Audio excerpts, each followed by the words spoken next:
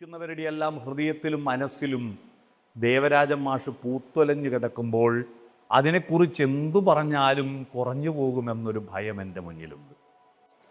രണ്ടാമത്തെ കാര്യം, സംഗീതത്തിൻ്റെ പ്രധാനപ്പെട്ട ഒരു മേഖലയിലെ ഇന്ന് കേരളത്തിൽ പ്രഗത്ഭനായിരിക്കുന്ന ഒരാൾ വേദിയിലിരിക്കും. ഒരു രാജാവിന് ഒരു കവി കൊടുത്ത ഒരു സന്ദേശമുണ്ടായിരുന്നു. അഹം ച ത്വം ച രാജേന്ദ്ര ലോകനാഥാവുഭാവപി ബഹുവ്രീഹിരഹം രാജൻ ത്വം ഷഷ്ടി തൽപുരുഷൻ. ഹേ രാജാവേ, ഞാനും നീയും ലോകനാഥനാണ്. ഞാൻ ബഹുവ്രീഹിയാണെങ്കിൽ അങ്ങ് ഷഷ്ടി തൽപുരുഷനാണ്. അങ്ങ് ലോകത്തിൻ്റെ നാഥൻ. ബഹുവ്രീഹി സമാസത്തിൽ പിരിച്ചാൽ ലോകനാഥൻ ലോകത്തിൻ്റെ നാഥനാണ്. ഞാനാണെങ്കിൽ ലോകം നാഥനായിട്ടുള്ളവൻ. സംഗീതം എന്ന് പറയുന്നത് എൻ്റെ ബാല്യത്തെയും കൗമാരത്തെയും ദാരിദ്ര്യത്തിൻ്റെ പടുകുഴിയിലാണ്ടിരുന്ന് എൻ്റെ ഗ്രാമത്തിൽ സ്വപ്നങ്ങൾ എന്താണെന്ന് ഞങ്ങളെ പഠിപ്പിച്ചത് സംഗീതമാണ്, ഒരു റേഡിയോ ആണ്. അതിലൂടെയാണ് ജീവിതത്തിൻ്റെ സ്വപ്നങ്ങളും പ്രതീക്ഷകളും ഞങ്ങളൊക്കെ എന്നെപ്പോലുള്ള ഗ്രാമീണവാസികൾ ഉയർത്തിക്കൊണ്ടുവന്നത്. അതുകൊണ്ട് സംഗീതം എൻ്റെ നാഥനാണ്. ഞാൻ സംഗീതം പഠിച്ച ആളല്ല, സംഗീതത്തെ ആസ്വദിക്കുന്ന ഒരാളാണ്.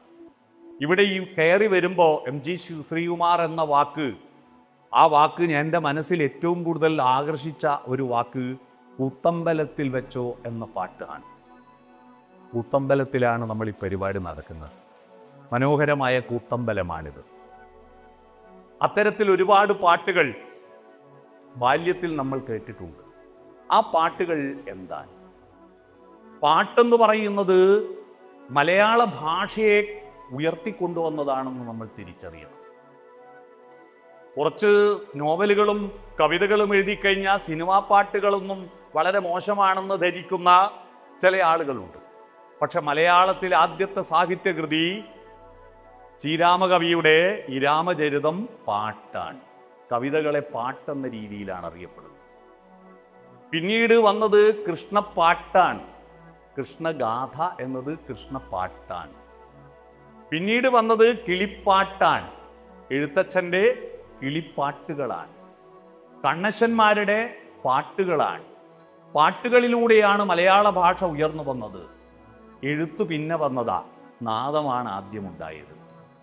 നാദം ശൂന്യതയിൽ ആദ്യം അമൃതം വർഷിച്ച നാളിൽ എന്ന വയലാർ രാമവർമ്മയുടെ സർഗസംഗീതത്തിലെ ഒരു ശ്ലോകം നിങ്ങൾ ഓർക്കുന്നുണ്ടാകും. നാദത്തിൽ നിന്ന് പിന്നെ നാദത്തിൽ അടങ്ങിയിരിക്കുന്ന അനുഭൂതിയെ കാലാതിവർത്തിയാക്കിയും ദേശാതിവർത്തിയാക്കിയും കൊണ്ടുപോകാൻ എന്തുണ്ട് മാർഗം എന്നന്വേഷിച്ച അന്നത്തെ മനുഷ്യർക്ക് കിട്ടിയതാണ് ഒരു തൂവൽ. അതിനെക്കുറിച്ച് ONV കുറുപ്പ് മനോഹരമായ ഒരു കവിത എഴുതിയത് നിങ്ങൾ കേട്ടിട്ടുണ്ടാകും. ഒരു തൂവൽ കിട്ടിയപ്പോൾ എന്തിനാണ് ഈ തൂവൽ എന്ന് ചോദിച്ചപ്പോൾ ആ പക്ഷി ചിറകടിച്ച് ചിലച്ചു പറഞ്ഞു, നിന്റെ മനസ്സിലുള്ള സൗന്ദര്യബോധത്തെ, സർഗാത്മകതയെ, അനുഭൂതിയെ, ആശയങ്ങളെ കാലത്തിനും ദേശത്തിനും അപ്പുറത്തേക്ക് കൊണ്ടുപോകാൻ നീ മഷിയിൽ മുക്കി എഴുതൂ, ആ തൂവൽ കൊണ്ട് ചിത്രം വരച്ചു വെക്കൂ എന്നാണ്. ആ എഴുതാൻ മഷി എവിടെയെന്ന് ചോദിച്ചപ്പോൾ ദലമർമരങ്ങളിലൂടെ കദളിച്ചെടി ഈ മനുഷ്യനെ കൈമാടി വിളിച്ചിട്ട് ആ കദളിച്ചെടി പറഞ്ഞു, എൻ്റെ കറുത്ത കായകൾ പിഴിഞ്ഞെടുത്തിട്ട് അതിൽ മുക്കി എഴുതിക്കോളൂ എന്നാണ്. എഴുതാൻ കടലാസ് വേണ്ടേ? പൂതണക്ക് എന്ന് പറയുന്ന ഒരു മരമുണ്ട്. പൂതണക്ക്, മലയാളത്തിൽ പൂതണക്ക, സംസ്കൃതത്തിൽ അതിൻ്റെ പേര് ഭൂർജവൃക്ഷം എന്നാണ്. പൂതണക്കിൻ്റെ തൊലി നമ്മുടെ മരച്ചീനിയുടെ തൊലി പോലെ പൊളിച്ചെടുക്കാൻ പറ്റുന്നതാണ്. പൂതണക്ക് പറഞ്ഞു, എൻ്റെ തൊലി പൊളിച്ച് ഉണക്കി എഴുതിക്കോ. അഭിജ്ഞാന ശാകുന്തളം നാടകം ആദ്യം എഴുതിയത് പൂതണക്കിൻ്റെ തൊലിയിലാണ്. അപ്പോൾ പൂതണക്കിൻ്റെ തൊലി, ഭൂർജപത്രം, കടലാസ് കിട്ടി, പക്ഷി കൊടുത്ത തൂവലാകുന്ന തൂലിക കിട്ടി, കദളിച്ചെടിയുടെ കായ പിഴിഞ്ഞെടുത്ത മഷി കിട്ടി. അടുത്ത ചോദ്യം, എന്താ എഴുതേണ്ടത്? ഇതാണ് ONV കുറുപ്പിൻ്റെ സ്നേഹാക്ഷരങ്ങൾ എന്ന ചിറകിൽ നിന്നൊരു തൂവലൻ മുന്നിലിട്ടു പോയൊരു പക്ഷി, ഇതു നീ എടുത്തുകൊള്ളുക. കദളിപ്പൂച്ചെടിയതിൻ കായ്മണികൾ നീട്ടി ഇതിലെഴും ചായമെടുത്തുകൊള്ളുക. ഒരു ഭൂർജ തരുവോതി എൻ സ്നിഗ്ധ ചർമ്മത്തിൻ ചിന്തീതാ നീ എടുത്തുകൊള്ളുക. പറയൂ ഞാനെന്തേ കുറിച്ചു തരേണ്ടതെന്നറിയാതെ ചോദിച്ചു പോയ നേരം ഉത്തരം കേട്ടു കുറിച്ചു വയ്ക്കൂ ഞങ്ങൾക്കിത്തിരി സ്നേഹത്തിനക്ഷരങ്ങൾ. ഉത്തരം കേട്ടു കുറിച്ചു വയ്ക്കൂ ഞങ്ങൾക്കിത്തിരി സ്നേഹത്തിനക്ഷരങ്ങൾ. ശബ്ദത്തിൽ നിന്നാണ് അക്ഷരങ്ങളിലേക്ക് മാറിയത്. അക്ഷരങ്ങളെ ഉപാസിക്കുന്ന കാലഘട്ടത്തിൽ, നവരാത്രി കാലഘട്ടത്തിലാണ് നമ്മളിപ്പോൾ ഈ അവാർഡ് ദാനം നടക്കുന്നത്. ഈ അക്ഷരം ആധ്യാത്മികയായിട്ട് പുറത്തേക്ക് വന്നതാണ്, വൈഖരിയാണ്. മനുഷ്യന്റെ മനസ്സിലുള്ള ആശയമാണ് ആദ്യം ഉണ്ടായത്. ഒരു കുട്ടി ജനിച്ച ഉടനെ വിശന്ന് കരയുന്നത് വിശപ്പ് എന്ന വാക്കറിഞ്ഞിട്ടല്ല. വിശപ്പെന്ന വാക്കറിയുന്നതിന് മുമ്പ് കുട്ടിക്ക് വിശന്നിരുന്നു. പക്ഷിമൃഗാദികൾക്ക് മന്തളിർത്തിന്നു മതിച്ചോരീളം കൂയിൽ പൂന്തേൻ കൂഴമ്പാൽ നിൻ കർണയുഗ്മം ചാലേ നീറപ്പാനായുന്മേഷ മേളത്തോടൊട കൂഴലീടை ഊതിയിടുന്നോ. മാന്തളിരെന്താണെന്നോ ആനന്ദം എന്താണെന്നോ വാക്കുണ്ടാകുന്നതിന് മുമ്പ് കുയിലുകൾക്ക് മാന്തളിർ തിന്നിട്ട് ആനന്ദമുണ്ടായിരുന്നു. ആ ആനന്ദമാണ് പര. അത് പ്രകടിപ്പിക്കാൻ അവർ പല മാർഗങ്ങൾ കണ്ടെത്തി. ആ മാർഗങ്ങൾ കണ്ടെത്തിയതിൽ ആംഗ്യങ്ങളുണ്ടായി, ശബ്ദങ്ങളുണ്ടായി, ചിത്രങ്ങളുണ്ടായി. അതിലേറ്റവും പ്രധാനം ശബ്ദമായിരുന്നു. ശബ്ദം മിണ്ടാതിരുന്നിട്ടും മിണ്ടിയിട്ടും ആശയങ്ങളുണ്ടായി. മിണ്ടാതിരിക്കൽ ഒരാശയമാണ്, ആശയ സംവേദനമാണ്. നമ്മുടെ കേരളത്തിലെ സ്ത്രീകളുടെ ഏറ്റവും വലിയ സമര മാർഗം മൗനമാണ്. അറിയാമോ? മിണ്ടാതിരിക്കല. പുരുഷന്മാർ ഏറ്റവും കൂടുതൽ അസ്വസ്ഥ. 4 ചീത്ത പറഞ്ഞാൽ സമാധാനമായി. പക്ഷെ മിണ്ടാതിരുന്നാൽ ഭയങ്കര വേവാത്ത ചേനക്കഷ്ണം തിന്നതുപോലെ വല്ലാത്തൊരസ്വസ്ഥതയുണ്ടാകും. മിണ്ടിയില്ലെങ്കിൽ മൗനം.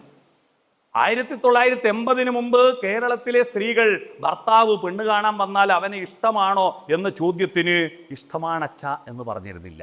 ആഗോളവൽക്കരണം വരുന്നതിന് മുമ്പ് മൗനത്തിലൂടെ അകത്തേക്ക് കയറിപ്പോവുകയായിരുന്നു.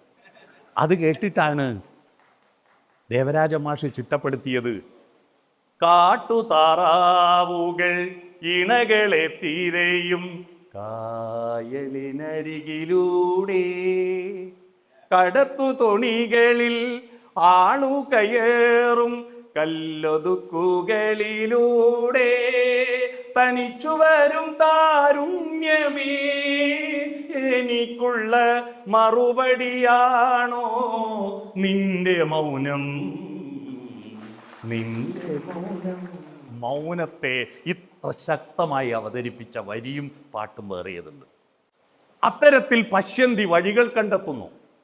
പിന്നെ മാധ്യമങ്ങൾ, ഭാഷയുണ്ടാകുന്നു, പാട്ടുണ്ടാകുന്നു, ഗദ്യമുണ്ടാകുന്നു, പദ്യമുണ്ടാകുന്നു. അത് കണ്ഠനാളത്തിൽ നിന്ന് സ്വനപേടകത്തിന്റെ വൈബ്രേഷനായിട്ട് നിങ്ങളുടെ കർണപടത്തിൽ എത്തുന്നത് വരെയുള്ള പ്രക്രിയക്കാണ് വൈഖരി എന്ന് പറയുക. ഈ വൈഖരിയാണ് ലോകത്തിൽ ഏറ്റവും ഫലപ്രദമായ ആശയ സംവേദനം. വൈഖരിയാണ്. എഴുത്തിന് രാവിലെ എന്ന് എഴുതിയാൽ 6 മണിക്കും 8 മണിക്കും 10 മണിക്കും രാവിലെയാണ്. പക്ഷെ രാവിലെ എന്ന് പറഞ്ഞാൽ 6 മണിക്ക് മുമ്പാണ്. രാവിലെ എന്ന് എഴുതാൻ പറ്റുമോ എന്ന് ഞാനൊരു സ്കൂളിൽ ചോദിച്ചപ്പോൾ ഒരു പയ്യൻ കടലാസ് എടുത്തിട്ട് പറഞ്ഞു, സാറേ രാവിലെ എന്ന് എഴുതുമ്പോൾ കടലാസ് കീറിപ്പോകുന്നു, അമർത്തി. ശബ്ദം മാറുമ്പോൾ അർത്ഥം മാറും. ശബ്ദമാണ് അരികിൽ. നിങ്ങളല്ല എൻ്റെ അരികിലല്ലേ. അരികിൽ എന്ന് പറഞ്ഞാൽ ഇതൊക്കെ അരികിലാ. പക്ഷേ അരികിൽ എന്ന് പറഞ്ഞ അർത്ഥം മാറി, ഇങ്ങെത്തി അല്ലേ, ഇവിടെ എത്തിയില്ലേ. ശബ്ദം മാറുമ്പോ അക്കരെ എന്ന ശബ്ദവും ഇക്കരെ എന്ന ശബ്ദം നോക്കൂ. സ്വർഗവും നരകവും കാലമാം കടലിൻ അക്കരയോ ഇക്കരയോ. ഇക്കരെ എത്തുമ്പോഴേക്കും ചെറുതായി അല്ലേ. ദക്ഷിണാമൂർത്തി ഒരു ഹൃദയത്തിന്റെ വലിപ്പം കാണിച്ചു തന്നില്ലേ നമുക്ക്. ഹൃദയ സരസിലേ അങ്ങെത്തിപ്പോയി. സംഗതിയൊന്നും വരുന്നില്ലേ. അങ്ങെത്തി പോയ ആ ഹൃദയ സരസിൽ നിന്ന് പിന്നെ തിരിച്ചു കൊണ്ടുവരുന്നുണ്ടോ, പ്രണയ പുഷ്പമേ. അങ്ങ് പോയിട്ട് തിരിച്ചു കൊണ്ടുവന്നു. അർത്ഥമറിയാത്ത തമിഴൻ കേട്ടാലും തെലുങ്കൻ കേട്ടാലും ഹിന്ദിക്കാരൻ കേട്ടാലും ഈ പാട്ടിന്റെ അർത്ഥം മനസ്സിലാവും. അതാണ് സംഗീതത്തിന്റെ കരുത്ത്. സംഗീതവും അഭിസാഹിത്യം സരസ്വത്യ സ്തനദ്വയം അല്ലേ. പക്ഷേ ഇപ്പോൾ അടുത്ത കാലത്ത് ഈ അവാർഡ് ദാന ചടങ്ങിന്റെ പ്രസക്തി, ശക്തിഗാഥയുടെ പ്രസക്തി എന്താ? ദേവരാജൻ മാഷ് ചെയ്തിരിക്കുന്നത് കേരളത്തിലെ ശബ്ദത്തിലൂടെ കവിത രചിക്കുകയായിരുന്നു. ശബ്ദത്തിൽ കവിത രചിക്കാമെന്ന് മനസ്സിലായി. ഒരു ഉദാഹരണം പറയാം.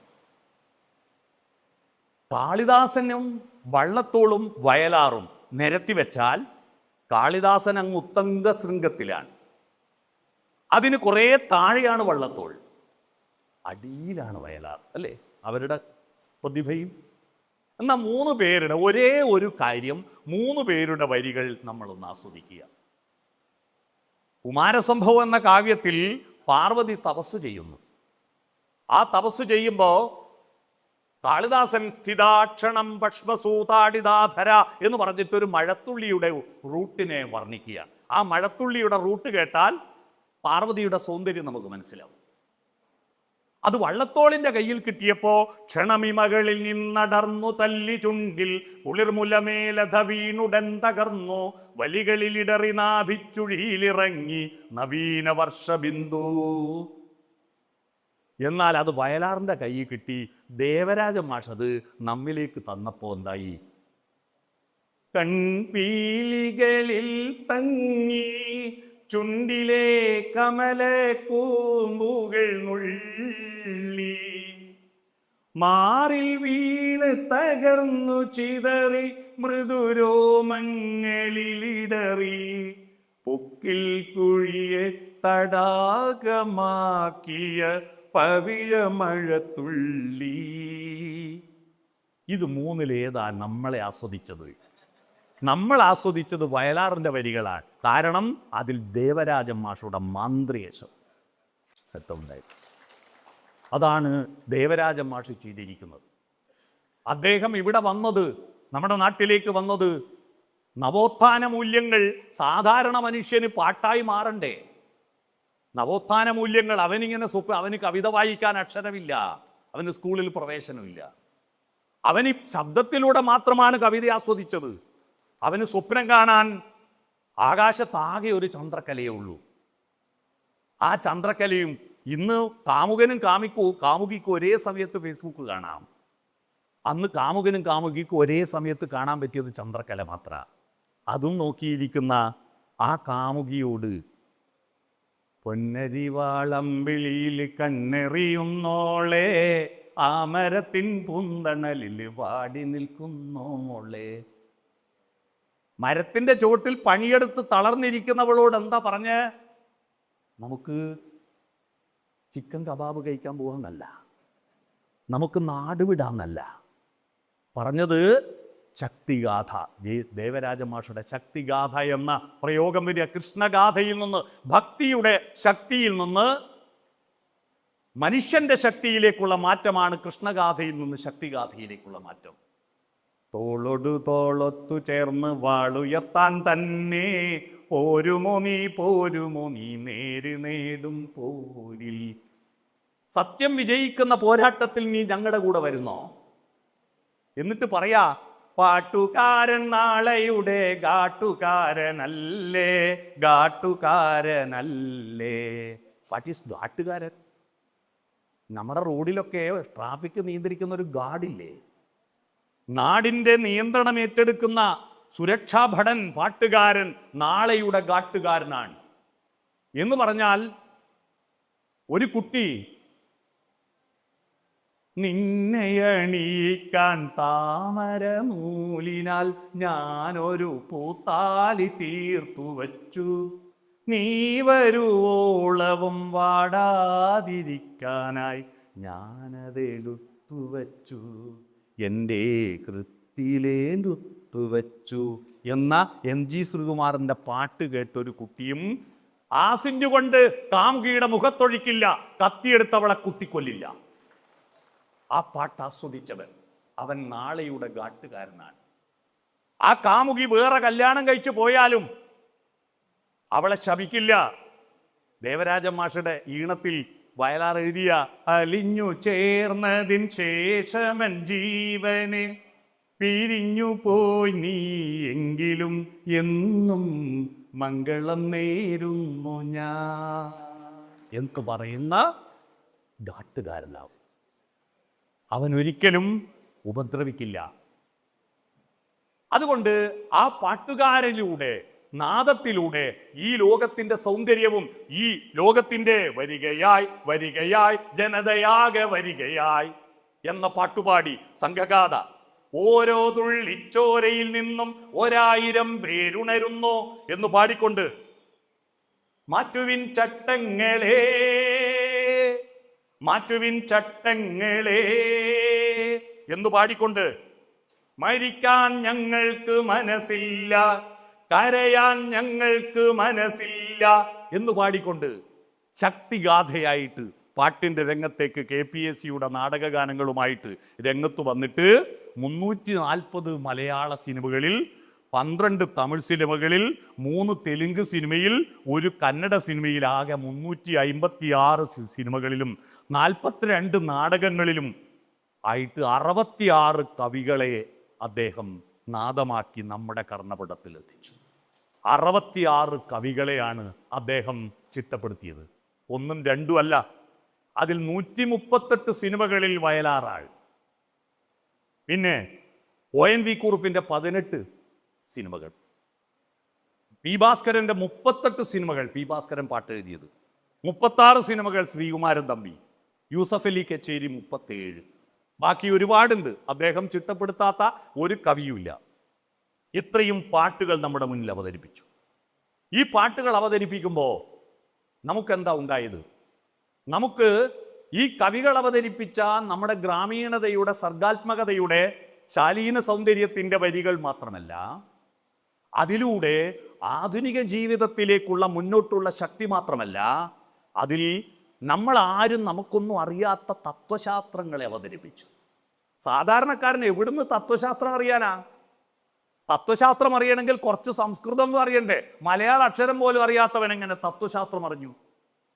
പ്രപഞ്ചം മുഴുവൻ വെളിച്ചം നൽകാൻ പകലിനൊന്നേ വിളക്കുള്ളൂ, ലക്ഷം നക്ഷത്ര ദീപങ്ങൾ കൊളുത്തി സ്വപ്നം കാണുന്നു രാത്രി, വെളിച്ചം സ്വപ്നം കാണുന്നു രാത്രി, അദ്വൈതം ജനിച്ച നാട്ടിൽ.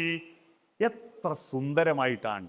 രാത്രിയിൽ ആകാശത്ത് 1,00,000 നക്ഷത്രങ്ങൾ ഉണ്ടായിട്ട് നമുക്ക് വെളിച്ചമില്ല, പകലൊറ്റ സൂര്യൻ മതി എന്ന് പറഞ്ഞാൽ സത്യത്തിൻ്റെ വെളിച്ചത്തിനടുത്തേക്ക് പോകുമ്പോൾ നമ്മൾക്ക് കൂടുതൽ വ്യക്തതയും വെളിച്ചവും കിട്ടുമെന്ന് എത്ര സിമ്പിളായിട്ടാണ് വയലാർ എഴുതിയത്. അത്ര സുന്ദരമായിട്ടാണ് ദേവരാജ മാഷത് നമ്മുടെ മുന്നിൽ അവതരിപ്പിച്ചത്. അത്തരത്തിൽ ഫിലോസഫിക്കൽ പാട്ടുകൾ അദ്ദേഹം അവതരിപ്പിച്ചത് എത്രയാ? മനുഷ്യൻ മതങ്ങളെ സൃഷ്ടിച്ചു, മതങ്ങൾ ദൈവങ്ങളെ സൃഷ്ടിച്ചു. ഈ വയലാറിൻ്റെ പാട്ട്, ആ പാട്ട് ഇന്നും പ്രസക്തമായിരിക്കുന്ന ഏറ്റവും വലിയ തത്വശാസ്ത്രമാണ് നമ്മുടെ മുന്നിൽ അവതരിപ്പിച്ചത്. പത്മതീർത്ഥമേ ഉണരൂ, മാനസ പത്മതീർത്ഥമേ ഉണരൂ എന്ന വരി അല്ലേ? ഉപനിഷത്ത് ദർശനം പ്രകൃതിയും മനുഷ്യനും ദൈവവും മൂന്നും കാലത്തിൻ്റെ പ്രതിരൂപമാണ്. പ്രളയപയോധിയിൽ ഉറങ്ങിയുണർന്നൊരു പ്രഭാമയൂഖമേ കാലമേ, പ്രകൃതിയും ഈശ്വരനും ഞാനും നിന്റെ പ്രതിരൂപങ്ങളല്ലേ. ഇത് ആർക്കും വ്യാഖ്യാനമില്ലാതെ വയലാറിൻ്റെ ചിന്തകൾ നമ്മുടെ ഹൃദയത്തിൻ്റെ ഉള്ളിലേക്ക് എത്തിച്ചത് വയലാർ അഭിനയിച്ചു പാടിയ ഒരു സിനിമയുണ്ട്, അറിയാവോ? ഒരു പാട്ടുണ്ട്, അറിയാവോ? വയലാർ തന്നെ അഭിനയിച്ചു, ചലനം ചലനം ചലനം. ഇത്തരത്തിൽ ഒരുപാട് ഫിലോസഫിക്കൽ ഗാനങ്ങൾ നമ്മുടെ കേരളത്തിൽ ഈ ടീം നമ്മുടെ മുന്നിൽ അവതരിപ്പിച്ചു. രാഘവ മാഷാണ് നമ്മുടെ മലയാള സിനിമാ സംഗീതത്തെ ഈശയി നാടക സംഗീതത്തിൽ നിന്നും ഹിന്ദിയിൽ നിന്നുള്ള ഈണങ്ങൾ അനുകരിച്ചുള്ള രീതിയിൽ നിന്ന് കായലരികത്ത് വലയെറിഞ്ഞപ്പോ എന്ന പാട്ടിലൂടെ നീലക്കുയിലൂടെ നമ്മുടെ ജനകീയ സംഗീതത്തിലേക്ക് കൊണ്ടുവന്നത് രാഘവ മാഷ. ആ രാഘവ മാഷ് തുടങ്ങി വെച്ച ആ വഴി, പിന്നെ ആ വഴിയിൽ ആദ്യം ഒരു ചെറിയ സാധാരണ ഒരു കാറ് പോകുന്ന വഴിയിൽ പിന്നെ കയറി വന്നത് വലിയ ഒരു നാഷണൽ പെർമിറ്റ് ലോറിയായിരുന്നു. അതായിരുന്നു ദേവരാജ മാഷ്. ആ വഴിയിൽ ഇദ്ദേഹം അങ്ങ് കയറിയപ്പോ എത്രയെത്ര നാടനീണങ്ങളാണ് വളരെ വളരെ മനോഹരമായി വശ്യസുന്ദരമായിട്ട്. തോണി എന്ന് പറയുന്നതും വള്ളങ്ങൾ എന്ന് പറയുന്നതും മലയാളികളുടെ ഹൃദയത്തിലെ ഒരു പ്രധാനപ്പെട്ട ഘടകമാണ്. വള്ളപ്പാട്ടുകളാണ് ദേവരാജ മാഷുടെ പാട്ടുകൾ, വള്ളപ്പാട്ടുകൾ. രാത്രിയിൽ പട്ടിണി കൊണ്ട് മരിക്കുന്ന പ്രയാസപ്പെടുന്ന മനുഷ്യന് അവന് പാട്ടുപാടിയിട്ട് അവൻ്റെ വിശപ്പ് കൈതപ്പുഴ കായലിലേ ഓഹോ ഓഹോ അല്ലേ, ആകാശ പൊയ്കയിലുണ്ടൊരു പൊന്നും തോണി. തോണിപ്പാട്ട് തന്നെ എത്രയാ. പിന്നെ ഭാര്യാഭർത്തൃബന്ധത്തിൻ്റെ കാമുക സങ്കല്പത്തെ പ്രകൃതിയുമായിട്ട് കണക്ട് ചെയ്യുന്നതിൽ യേശുദാസിനെയും ജയചന്ദ്രനെയും രണ്ടാളെയും ഒരേ വിഷയത്തിൽ കണക്ട് ചെയ്ത രണ്ട് പാട്ടുകളുണ്ട്, അറിയാമോ? പുഷ്പമംഗലയാം ഭൂമിക്ക് വെളിപ്പുടവയുമായി വരും വെളുത്തവാവേ എൻ്റെ മടിയിൽ മയങ്ങുമി മാലതീലതയെ തൊടല്ലേ തൊടല്ലേ. നീ നിലാവിനോട് പറയാ, അതേ നിലാവിനോട് പറയാണ്, ഒന്നിനി ശ്രുതി താഴ്ത്തി പാടുക പൂങ്കുയിലി എന്ന പാട്ടിൽ ഓർമ്മയുണ്ടോ? കുയിലിനോടും പറയുന്നു മെല്ലെ പാടാ. നിലാവിനോടെന്താ പറയുന്നത്? നിലാവിനോട് ഒന്നിനി തിരി താഴ്ത്തു ശാരദ നിലാവേ കണ്ണിലെ കിനാവുകൾ കെടുത്തരുതേ. ഈ രണ്ട് പാട്ടും രണ്ടും നിലാവ്, എൻ്റെ കാമുകിയുടെ കണ്ണിലെ കിനാവ് കെടുത്തല്ലേ എന്ന് ജയേന്ദ്രനെ കൊണ്ട് പാടിച്ചു. യേശുദാസിനെ കൊണ്ട് എൻ്റെ മടിയിലുള്ള ഈ മാലതിയിലതയെ തൊടല്ലേ എന്ന് പാടിച്ചു. എത്ര രസകരമാണ് രണ്ടാളെ കൊണ്ട് പാടിച്ചത് നോക്കൂ. പിന്നെ ദൈവത്തിൻ്റെ അടുത്ത് പോകുമ്പോൾ വലിയ അങ്ങോട്ട് പാടുമ്പോൾ നിങ്ങൾ, എനിക്ക് സിനിമാ പാട്ടുകളുടെ നമ്മുടെ മനസ്സിൽ ഇങ്ങനെ ഒരു സ്വർഗം തീർക്കുമല്ലോ. പക്ഷെ ആ പഴയ സിനിമ രംഗം കണ്ടാലിട്ടല്ലോ, അപ്പോഴാണ് നമ്മൾ ഇന്നത്തെ സിനിമാ സംവിധായകന്മാരെ തൊഴാൻ തോന്നുക. കാരണം പണ്ടത്തെ സിനിമാ പാട്ടുകൾ എനിക്ക് ഏറ്റവും കൂടുതൽ എൻ്റെ മനസ്സിൽ ആനന്ദമുണ്ടാക്കിയ ഒരു പാട്ട്, ആറാട്ടിനാനകൾ എഴുന്നള്ളി. ആ പാട്ട് കേൾക്കുമ്പോൾ ഒരു ഉത്സവ അന്തരീക്ഷമില്ലേ? ആ പാട്ട് ഞാൻ എന്നിട്ട് സിനിമാ തിയേറ്ററിൽ പോയി കണ്ടു. ആ രംഗം നോക്കുമ്പോൾ എന്താണെന്നറിയോ, ഒരാറാട്ടും ആനയുമില്ല, മധു ജയഭാരതിയും മരത്തിൻ്റെ ചുവട്ടിൽ ആറാട്ടിനാനകൾ, ഒരാനയുമില്ല, ഒരമ്പലമില്ല. സങ്കടമായിപ്പോയി. പക്ഷേ പണ്ടും സിനിമയിൽ സുന്ദരമായ രംഗമുണ്ട്. ഏതാണെന്നറിയോ? വയലാർ എഴുതി ദേവരാജ മാഷി ചിട്ടപ്പെടുത്തിയ ദേവി കന്യാകുമാരി സിനിമയിൽ ഞാൻ എപ്പോഴും ടെൻഷൻ വരുമ്പോൾ ആ പാട്ടിൻ്റെ രംഗം യൂട്യൂബിൽ നിന്ന് കാണും. കണ്ണാ എന്ന് പറഞ്ഞൊരു പാട്ടില്ലേ, മാധുരി പാടിയ ആലിലെ കണ്ണാ പാലാഴിത്തീരയിലൊഴുകും ആലിലെ കണ്ണാ. അതിലെ ഹൈപ്പിച്ച് ശബ്ദം ഉണ്ടല്ലോ, എനിക്ക് സംഗീതത്തെ പറ്റി ശാസ്ത്രീയമായി അറിയാത്തതുകൊണ്ട് ഞാൻ പറയുന്നതിലൊന്നും അബദ്ധമുണ്ട്, ക്ഷമിക്കണം.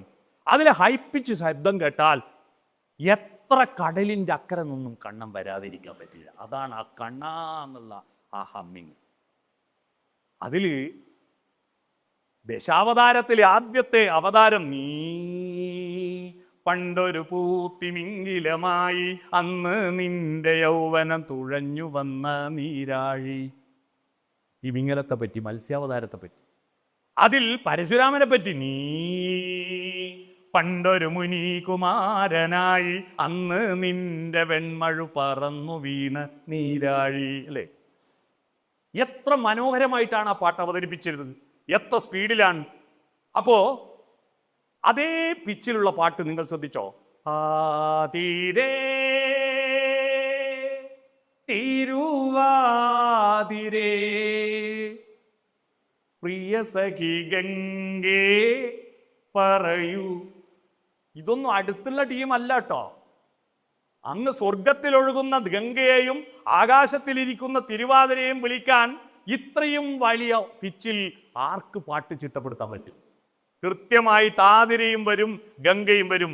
ദേവരാജ മാഷയുടെ ഈ ചിട്ടപ്പെടുത്തി ഈണം കേട്ടാൽ അല്ലേ? പിന്നെയോ അകലെങ്ങാനിരിക്കുന്ന പ്രിയതമാ എന്ന വരി, എവിടെയോ ഉള്ള ദുഷ്യന്തൻ ഓടി വരില്ലേ ആ പാട്ട് കേട്ടാൽ? സ്വർഗവും ഞാൻ നേരത്തെ പറഞ്ഞ അക്കരയോ ഇക്കരയോ എന്നുള്ളത് അല്ലേ? ഒന്നാം മാനം ഭൂമാനം എന്ന പാട്ടിൽ എൻ്റെ ജീവിതവുമായി ബന്ധമുള്ള ഒരു ഹമ്മിങ് ഉണ്ട്. എൻ്റെ വീട്ടിൻ്റെ വലതുവശത്തിരിക്കുന്ന ചിരുതയ്യമ്മ എന്ന് പറയുന്ന സ്ത്രീ കൊയ്ത്തിന് വയലിൻ്റെ അക്കരക്കുള്ള ജാനകിയെ വിളിക്കുന്നൊരു ശബ്ദമുണ്ട്. ജാനുവേ! ഈ ശബ്ദത്തിൻ്റെ പ്രതിധ്വനി അപ്പുറത്തെ കുന്നിൽ നിന്ന് ഇങ്ങോട്ട് കേൾക്കുന്നതാണ് ഞങ്ങളുടെയൊക്കെ ബാല്യത്തിൽ കേട്ട ഏറ്റവും സുന്ദരമായ ശബ്ദം. ആ ശബ്ദം സ്വർണ്ണക്കോടി മരം നട്ടുപീഡിപ്പിച്ച പൊന്നമ്പലത്തിന്റെ മുറ്റത്തു വെച്ചോ ജാനുവേ, അത് തന്നെയാ ഇത് എന്ന് പിന്നെ മനസ്സിലായി. ആ നാട്ടിലെ ചൊല്ലിവിളികൾ തന്നെയാണ് അദ്ദേഹം സുന്ദരമായിട്ട് ശാസ്ത്രീയമായി ചിട്ടപ്പെടുത്തി അവതരിപ്പിച്ചത്. അത് അവതരിപ്പിച്ച അങ്ങകലെയുള്ള തൻ്റെ സങ്കല്പങ്ങളെ വിളിച്ചുണർത്തുമ്പോൾ അടുത്തിരിക്കുന്നവളെ എങ്ങനെയാ? അട്ടഹാസത്തിലാ. താഴമ്പൂ മണമുള്ള തണുപ്പുള്ള രാത്രിയിൽ പാടിയില്ല. താഴമ്പൂ മണമുള്ള തണുപ്പുള്ള രാത്രിയിൽ തനിച്ചിരുന്നുറങ്ങുന്ന ചെറുപ്പക്കാരി. അടുത്ത ദൂരെയൊന്നുമല്ല അല്ലേ? രാജശില്പി നീ എനിക്കൊരു പൂജാവിഗ്രഹം എന്ന പാട്ട്. പിന്നെ ഉജ്ജയിനിയിലെ ഗായിക ചക്രവർത്തിനി. ഇതൊക്കെ അടുത്തുള്ള ആളോടാ. അപ്പോൾ ശബ്ദം എത്ര താണു നോക്കുക. പ്രിയസഖി ഗംഗേന്ന് വിളിച്ച ആളുടെ അതേ ആള് തന്നെയാണ് ചിട്ടപ്പെടുത്തിയത് ഇത്. ദൈവം അകലത്തുള്ള ദൈവത്തെ അടുത്തു കൊണ്ടുവരാൻ കണ്ണാന്ന് വിളിച്ച ആള് തന്നെ മുന്നിൽ തൊഴുന്ന ദൈവം ഭക്തജനപ്രിയേ മുക്തിപ്രദായിനി. മലയുടെ മേലെ ദൈവം ആയതുകൊണ്ടാണ് ഇങ്ങന്ന് പോകുന്ന ഹരിശ്രീതൻ മുത്തുകൾ വിരൽ പൂവിൽ വിടർത്തിയ ഗുരുവിൻ്റെ ശ്രീപദങ്ങൾ വണങ്ങി ശിരസിൽ ഇന്നിരുമുടി കെട്ടുകളും താങ്ങി 18-ാം പടി കേറി ഭഗവാന. ശബരിമലക്ക് പോകുമ്പോൾ സ്വാമിമാരുടെ ആ മലേൻ്റെ അടുത്തെത്തുമ്പോൾ ഉള്ള കൂട്ടശരണം വിളിയുടെ ഒരു ഹൈപ്പിച്ചില്ലേ, അതാണ്. ശബരി പീഠത്തിലെത്തി ശരണം വിളിക്കും ഞങ്ങൾ, ഒരു ജാതി ഒരു മതം ഒരു ദൈവം. ആ പ്രാർത്ഥന കേട്ട ദൈവം ഓടി വരൂലേ? വരും. പിന്നെ ഇത്തരത്തിൽ തൻ്റെ ഈണം കൊണ്ട് വാക്കുകളുടെയും സന്ദർഭത്തിൻ്റെയും അർത്ഥത്തെ എത്ര മനോഹരമായി അവതരിപ്പിച്ചിരിക്കുന്നു. ദൈവത്തെ ഒരിക്കൽ പോലും തൊഴുതിട്ടില്ലാത്ത, അമ്പലത്തിൽ പോയി പ്രാർത്ഥിച്ചിട്ടില്ലാത്ത ഈ മനുഷ്യൻ എഴുതിയ പാട്ടുകളേക്കാൾ നല്ല പാട്ട് ഭക്തിഗാനങ്ങൾ മറ്റാരാ ചിട്ടപ്പെടുത്തിയത്? നിങ്ങൾ നോക്കൂ, ക്രിസ്തീയ ഭക്തിഗാനങ്ങൾ നോക്കൂ. ആകാശങ്ങളിലിരിക്കും ഞങ്ങളുടെ അനശ്വരനായ പിതാവേ അല്ലേ? പിന്നെ ബാവായ്ക്കും പുത്രനും എന്ന പാട്ട്. ഓമന കൈലൊലിവിത കൊമ്പുമായി യെരൂശലേമിലെ സ്വർഗദൂത എന്ന പാട്ട്. ഇത്തരത്തിൽ ഉള്ള പാട്ട്. അതിൻ്റെ ഇടയിൽ ഈ ശാസ്ത്രീയ സംഗീതം കച്ചേരികളിൽ പോയിട്ട് മാത്രം മനുഷ്യർ ആസ്വദിക്കുന്നതല്ല.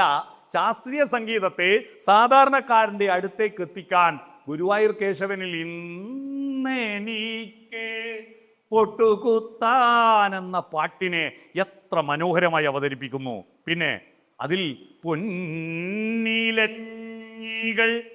ഇഞ്ഞെന്നുള്ള അക്ഷരമുണ്ടല്ലോ മലയാള ഭാഷയിലെ കൂട്ടക്ഷരത്തെ ഇത്രയും ആഴത്തിൽ ഞാൻ വായിച്ചത് ചിത്ര പാടിയ മഞ്ഞനിഞ്ഞ മലകളിൽ എന്നൊരു പാട്ടിലെ വരിയുണ്ട്. ഇഞ്ഞൻ്റെ ആഴം അതങ്ങ് ഒരു ഷോക്ക് അബ്സോർബർ അമരും പോലെ അങ്ങ് അമരുകയാണ്. അതാണ് പൊന്നിലഞ്ഞികൾ എന്ന്. പിന്നെ നാദബ്രഹ്മത്തിൻ എന്ന പാട്ട്.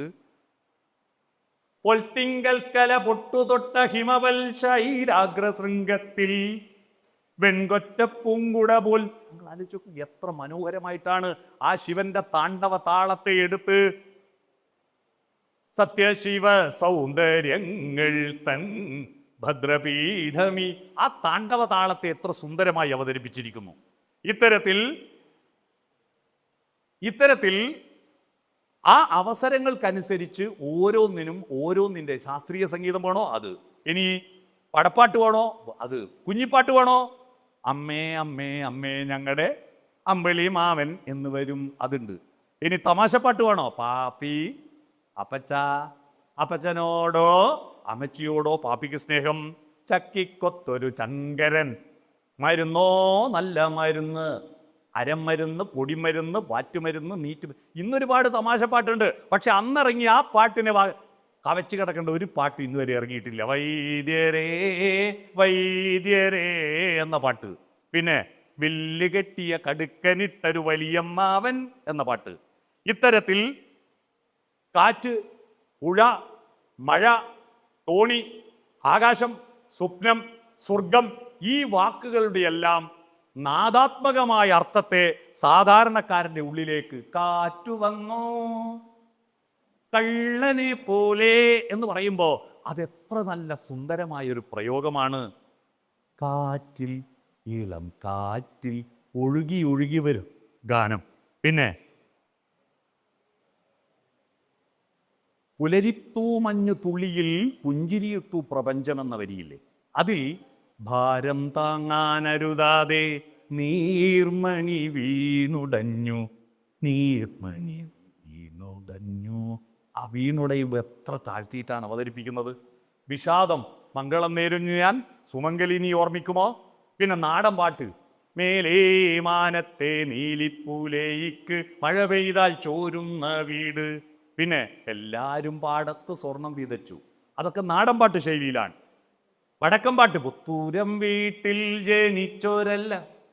മാപ്പിളപ്പാട്ട്, കസ്തൂരി തൈലമിട്ട് മുടി മീനുക്കി, കണ്ണീനും കണ്ണാടിക്കും കാണാത്തിടത്തൊരു 14-ാം രാവുദിച്ചതു മാനത്തോ. ഇനി കവിതകൾ ഈണത്തിലാക്കണോ, കവിത ഹിമശൈല സൈകത ഭൂവിൽ എന്ന പാട്ടില്ലേ, എത്ര മനോഹരമായിട്ടാണ്. ഉഷസേ നീ എന്നെ വിളിക്കുകില്ലെങ്കിൽ, ഇങ്ങനെ കവിത വേണോ, പാട്ട് വേണോ, സ്വപ്നം വേണോ, ദുഃഖം വേണോ, സന്തോഷം വേണോ, പ്രണയം വേണോ, എല്ലാം തന്നെ തൻ്റെ വരികളിലുള്ള ഈണങ്ങളിൽ അവതരിപ്പിച്ച് പാട്ടിനോട് ഒരു വിധത്തിലും വിട്ടുവീഴ്ച ചെയ്യാതെ കർക്കശക്കാരനാണെങ്കിലും ആ കാർക്കശ്യത്തിൽ നിന്ന് ഉടലെടുത്തിരിക്കുന്ന ഒരു അത്ഭുതമുണ്ട്. ആ അത്ഭുതമാണ് മലയാള സംഗീതത്തിൻ്റെ സൗഭാഗ്യം. ആ സൗഭാഗ്യം നമ്മൾ എന്നും, നമുക്ക് എത്ര കൊറോണ വന്നാലും, എത്ര കാലം നമ്മൾ വീട്ടിൽ അടച്ചിട്ടാലും ദേവരാജൻ മാഷും രാഘവൻ മാഷും ഉണ്ടെങ്കിൽ നമുക്ക് ഒരാളും അസ്വസ്ഥത കൊണ്ട് ആത്മഹത്യ ചെയ്യേണ്ടി വരില്ല. അവരുടെ ഈണങ്ങളുണ്ടെങ്കിൽ, അവരുടെ പാട്ടുകളുണ്ടെങ്കിൽ. അതുകൊണ്ട് കേരളത്തിലെ സംഗീതം ഉപയോഗിച്ച് സാധാരണ മനുഷ്യന്റെ അടുത്തേക്ക് ആർദ്രതയെ ഇറക്കിക്കൊണ്ടുവന്നതിൽ ദേവരാജൻ മാഷും രാഘവൻ മാഷും ദക്ഷിണാമൂർത്തി സ്വാമിയും, കുറേ ആളെ പേരെല്ലാവരും പേര് പറയുന്നില്ല, ഇവരൊക്കെ ചെയ്തിരിക്കുന്ന വലിയ പങ്കുണ്ടല്ലോ. ആ പങ്കാണ് MG ശ്രീകുമാറിനെ പോലെ, യേശുദാസിനെ പോലെ, ജയേന്ദ്രനെ പോലെ, ജസ്ജാനകിയെ പോലെ, മാധുരിയെ പോലെ, സുശീലാമ്മയെ പോലുള്ള നല്ല കിളിനാദങ്ങളെ, സുന്ദരനാദങ്ങളെ നമ്മുടെ കേരളക്കരയിലെ ഹൃദയങ്ങളിലേക്ക് പ്രവേശിപ്പിക്കുവാൻ ആവശ്യമായ രീതിയിൽ അതിനെ പരിഷ്കരിച്ച് സംസ്കരിച്ച് പാചകം ചെയ്ത അതിസുന്ദരമായ ഒരു ഭക്ഷ്യവിഭവമാക്കി നമ്മുടെ കൈക്കുമ്പിളിലേക്ക് ഒഴിച്ചു തന്ന ഈ മഹാനുഭാവന്മാർ, അത് കേരളത്തിൻ്റെ ആർദ്രതയുടെ ശക്തിഗാഥ തന്നെയാണ്. ആ മനുഷ്യനെ നമ്മൾ എപ്പോഴും ദിവസവും ഓർമ്മിക്കുക, അദ്ദേഹത്തിൻ്റെ ഒരു ഈരടിയെങ്കിലും കേൾക്കുക. നമുക്ക് പ്രഷറിൻ്റെ ഗുളിക കുറക്കുക, നമുക്ക് മരുന്നുകൾ ഒഴിവാക്കാൻ പറ്റും ഈ പാട്ടുകൾ കേട്ടുകൊണ്ട്. എന്നാൽ ഇപ്പം അടുത്ത കാലത്ത് സാഹിത്യത്തെ അതിമനോഹരമായി സംഗീതത്തിൽ ചാലിച്ച ദേവരാജ മാഷ് ഇപ്പം അടുത്ത കാലത്ത് സാഹിത്യം വേണ്ട, സംഗീതം മതി പോരെ. അക്ഷരം എന്തായാലും കുഴപ്പമില്ല, കട്ടച്ചോര കൊണ്ട് ജ്യൂസ് അടിച്ച് സോഡാ സർബത്ത് ഒരു പാട്ടാണ്. ഇല്ലൂമിനാറ്റി എന്തൊരു ഭീകരമാണ്. പേന കത്തി കൊണ്ട് വിദ്യാരംഭം കുറിച്ചവനെ നിന്നെ പടച്ചവന് 10-10 മാർക്ക് ഇല്ലൂമിനാറ്റി. അവിടെയാണ് ഇന്ന് ദേവരാജൻ മാഷയുടെ സംഗീതം ആലപിക്കുന്നവർ സംഗീതവും സാഹിത്യവും, അതിൽ സാഹിത്യത്തെ ഒരു മുലയെ മുറിച്ചു മാറ്റിയിട്ട്, സരസ്വതിയുടെ ഒരു മുലയെ മുറിച്ചു മാറ്റിയിട്ട് ഒറ്റ മുലച്ചിയാക്കിയിട്ട് സരസ്വതിയെ മാറ്റുന്ന ഭീകരന്മാരാണ് പുതിയ എഴുത്തുകാരും.